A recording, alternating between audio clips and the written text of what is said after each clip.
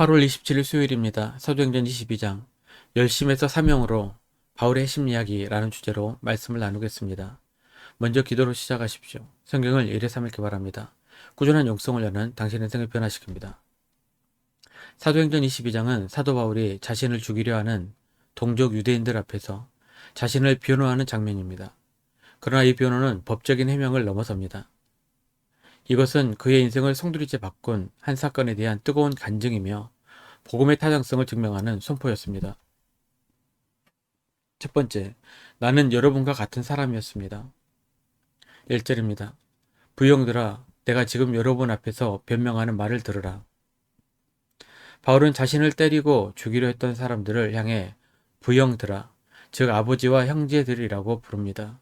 악을 악으로 갚는 것이 아니라 손으로 이기려는 그리스도인의 진면목을 보여줍니다. 바울은 먼저 청중과의 공감대를 형성하기 위해 자신의 이력서를 꺼내 보입니다. 이것은 자랑이 아니라 여러분 저는 여러분과 다른 사람이 아닙니다 라는 간절한 호소였습니다. 첫째, 나는 정통 유대인입니다. 3절 상반절입니다. 나는 유대인으로 길리기아 다소에서 났고 이 성에서 자라.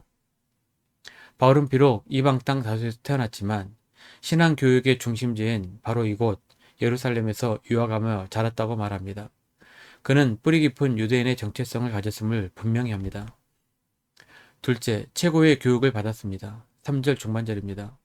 가말리엘의 문화에서 우리 조상들의 율법에 엄한 교훈을 받았고, 가말리엘은 당시 유대사의 최고의 스승이었습니다.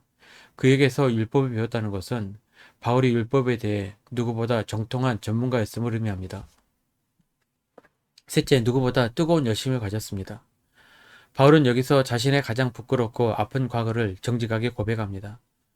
그의 열심은 너무나 뜨거워서 예수를 믿는 사람들을 이단으로 규정하고 그들을 잡아 가두고 죽이는 일에 앞장섰습니다. 그는 자신이 얼마나 유대교에 충실했는지, 얼마나 율법에 정통했는지, 얼마나 하나님을 향한 열심이 대단했는지를 말합니다. 한마디로 나는 여러분보다 더하면 되었지 덜한 사람이 아닙니다. 여러분의 마음을 누구보다 잘합니다 라고 외치고 있는 것입니다. 나의 과거는 주님의 간증 재료가 됩니다. 바울은 자신의 어두운 과거를 숨기지 않았습니다. 오히려 그것을 간증의 가장 중요한 첫 단초로 사용했습니다. 우리에게도 숨기고 싶은 과거, 지우고 싶은 실수가 있습니다. 그러나 주님은 우리의 과거를 문제 삼지 않으십니다. 오히려 그 과거의 상처와 아픔을 사용하여 하나님의 위대한 구원의 이야기를 만들어 가십니다. 두 번째, 예수님께서 나를 찾아오셨습니다. 이렇게 완벽한 스펙을 갖춘 유대인이요. 누구보다 뜨거웠던 율법주의자였던 바울의 인생에 어떻게 그런 엄청난 변화가 일어났을까요? 6절입니다. 가는 중 다메섹에 가까이 갔을 때 오정쯤 되어 호련히 하늘로부터 큰 빛이 나를 둘러 비치매 예수 믿는 사람들을 체포하러 다메섹으로 가던 길이었습니다. 오정쯤, 즉 해가 가장 밝은 대낮에 그 태양보다 더 밝은 빛이 그를 덮쳤습니다. 그 빛 가운데서 그는 음성을 들었습니다. 사울아 사울아 내가 왜 나를 박해하느냐.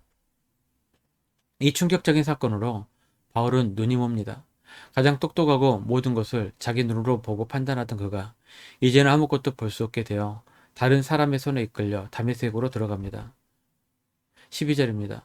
율법에 따라 경건한 사람으로 거기 사는 모든 유대인들에게 칭찬을 듣는 아나니아라 하는 이가 하나님은 베드로나 야고보 같은 유명한 사도가 아니라 율법을 잘 지키고 모든 유대인에게 칭찬받는 평범하지만 경건한 신자 아나니아를 보내십니다. 아나니아는 온수와도 같은 박해자 사울에게 찾아가 형제 사울아 라고 부르며 안수합니다. 그리고 바울은 다시 보게 됩니다. 육신의 눈뿐만 아니라 모든 것을 새롭게 보는 영적인 눈이 뜨이는 순간이었습니다. 아나니아는 결단을 촉구합니다. 16절입니다. 이제는 왜 주저하느냐 일어나 주의 이름을 불러 세례를 받고 너의 죄를 씻으라 하더라. 세 번째, 하나님께서 나를 보내셨습니다. 예수님을 만난 바울은 완전히 새로운 사람이 되었습니다. 이제 그는 자신이 그토록 핍박했던 예수님을 전하는 증인이 되었습니다. 그는 예루살렘으로 돌아와 성전에서 기도합니다. 그는 여전히 자기 민족을 뜨겁게 사랑했고 율법과 성전을 존중했음을 보여줍니다. 그는 자신이 과거에 교회를 얼마나 핍박했는지 모두가 알기에 그런 자신이 변한 것을 보면 동족들이 복음을 받아들일 것이라 기대했습니다. 그러나 하나님의 계획은 그의 생각과 달랐습니다. 17절 18절입니다.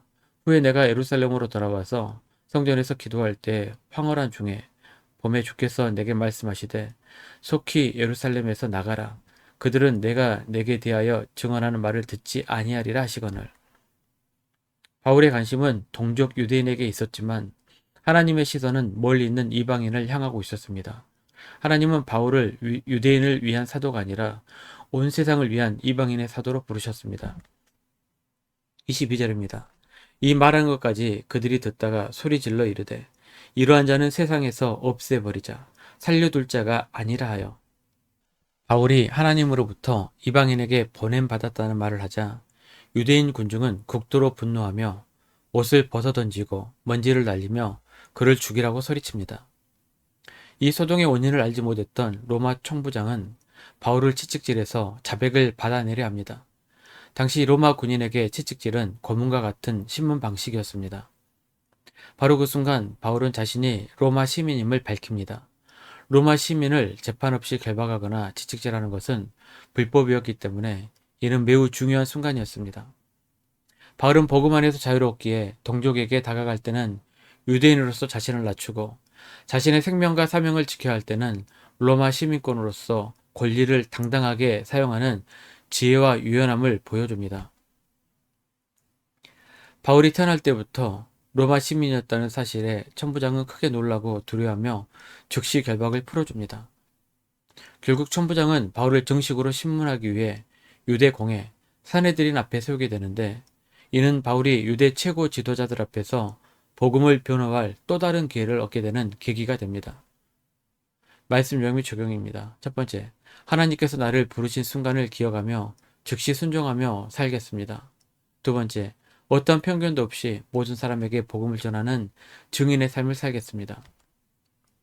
1년 성경독 주간 계획입니다. 오늘 수요일 예레미야 38장에서 42장까지 말씀 천천히 묵상하십시오. 8월 중보기도 제목입니다. 5가지 기도 제목으로 충분히 기도하시고 교회와 개인 기도 시간을 가지시기 바랍니다. 가정에서 기도하시기 힘드신 분들은 교회 나오셔서 주중 기도의 시간을 이용하시면 됩니다. 주중 기도는 새벽 6시부터 밤 10시까지입니다. 편하신 시간에 나오셔서 정기적으로 기도하시기 바랍니다. 하루 30분씩 최선을 다하시기 바랍니다. 그러면 여러분의 삶이 변화될 것입니다. 영상을 잡아보신 분들 확인 문자를 보내시거나 유튜브에 댓글로 달아주시면 정기적인 영수 훈련에 도움이 될 것입니다. 오늘 하루도 승리하시기를 기도합니다.